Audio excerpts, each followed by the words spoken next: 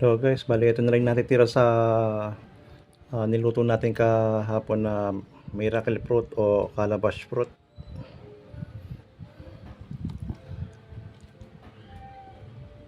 Ayan siya. Itim na itim.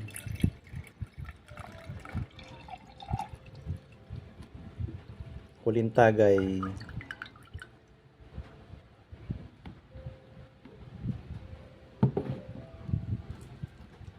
Cheers. Anti-cancer din ito tsaka sa anti-diabetes. Maraming kayang gamutin itong miracle fruit nito. Siguro doon niya nakuha yung kanyang pangalan na miracle fruit. Okay, inumin na natin.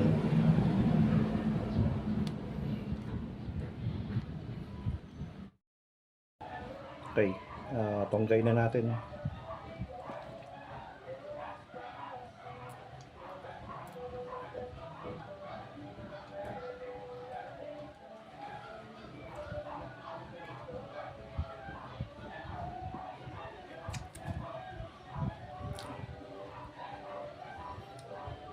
Maganda yung pagkakasala ko.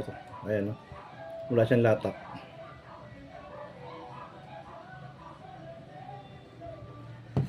Okay.